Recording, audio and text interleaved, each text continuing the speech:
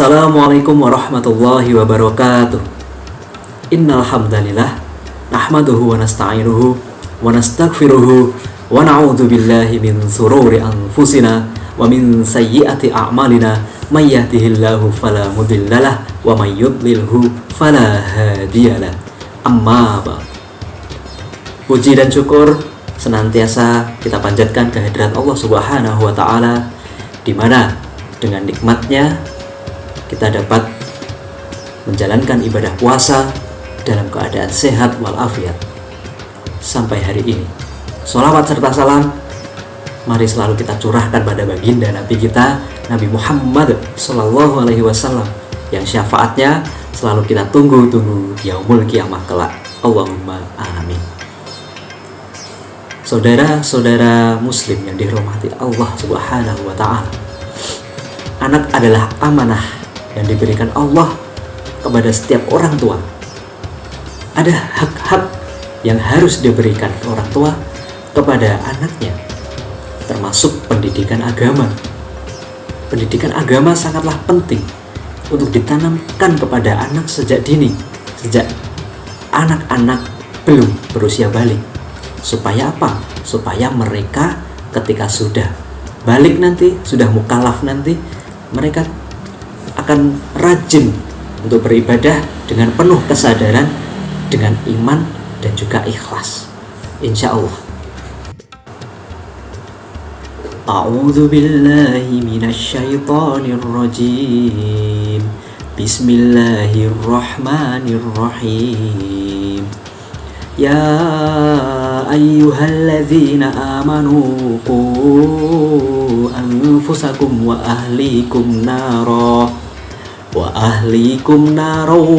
quduhan nasu wal hijaratu 'alaiha malaikatun ghiladun shidadun la ya'sunallaha ma amarahum wa yaf'aluna ma yu'marun. Yang artinya, hai orang-orang yang beriman, peliharalah dirimu dan keluargamu dari api neraka yang bahan bakarnya adalah manusia dan batu. Penjaganya adalah malaikat-malaikat yang kasar, keras, dan tidak mendurhakai Allah terhadap apa yang diperintahkannya kepada mereka, dan selalu mengerjakan apa yang diperintahkan. Quran Surat At-Tahrim ayat 6. Dalam mendidik anak, sebaiknya orang tua tidak hanya memerintah, namun juga harus dapat memberi contoh kepada anaknya. Karena umumnya seorang akan mudah mengikuti perilaku orang lain daripada mengikuti perintah. Dari Abu Hamid Al-Ghazali mengatakan dalam kitabnya Bidayatul Hidayah bahwa lisan keadaan atau biasa yang disebut keteladanan itu lebih fasih daripada lisan ucapan, dan watak orang lebih condong membantu dalam perbuatan dibandingkan menindaklanjuti dalam kata-kata. Ucap Abu Hamid Muhammad Al-Ghazali dalam kitab Bidayatul Hidayah. Di antara cara yang dapat diterapkan untuk melatih anak berpuasa adalah contohnya menghibur mereka dengan mainan. Nah, cara ini juga dilakukan oleh sahabat Nabi Muhammad SAW dalam melatih anak mereka berpuasa ketika di bulan Asyura. Dalam suatu riwayat, Ar-Rubayyi binti Muawidz berkata, Nabi Muhammad SAW mengirim utusan di pagi hari Asyura tepatnya, ke desa-desa Ansor. Beliau berkata, barang siapa yang tidak puasa di pagi hari, hendaklah dia menyempurnakan sisa harinya.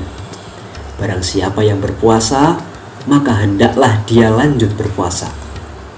Kemudian Ar-Rubayyi berkata, setelah itu kami biasa berpuasa pada hari Asyura, dan kami membiasakan berpuasa kepada anak-anak kami.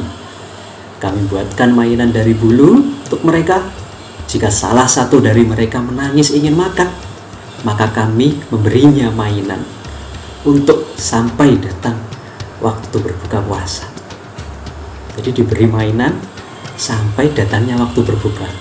Masya Allah, itu sebenarnya sudah kita selalu terapkan sehari-hari untuk anak-anak kita, untuk anak didik kita dalam melatih berpuasa. Dan ternyata sahabat juga menerapkan hal itu. Masya Allah.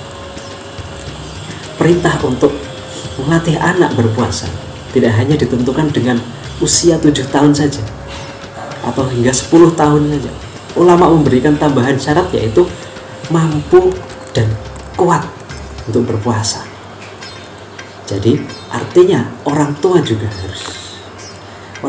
harus memahami anaknya dalam keadaan anaknya itu kuat atau tidak untuk berpuasa.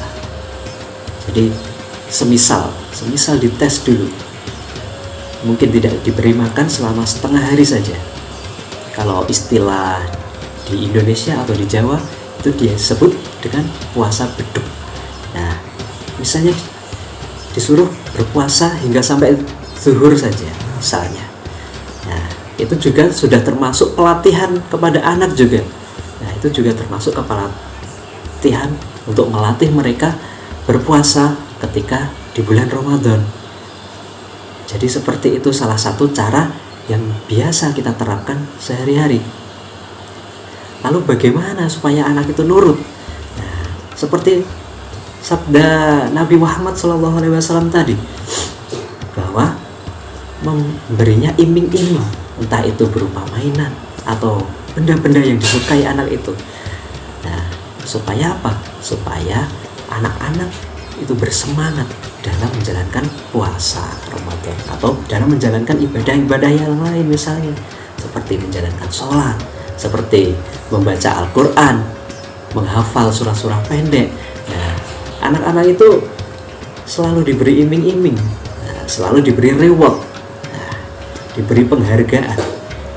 Jadi seperti itu, apabila misalnya dia menghafal sebuah surat dan hafal satu surat itu, nah diberikan reward, diberikan penghargaan. Nah, iming-imingnya seperti itu, entah itu berupa hadiah, berupa apa yang diinginkannya. Nah, silahkan, asal anak itu mau untuk menjalankan ibadah. Nah, nanti lama-kelamaan pasti akan terbiasa. Baik, itu saja yang dapat saya sampaikan. Mungkin ada kurangnya, itu berasal dari saya pribadi.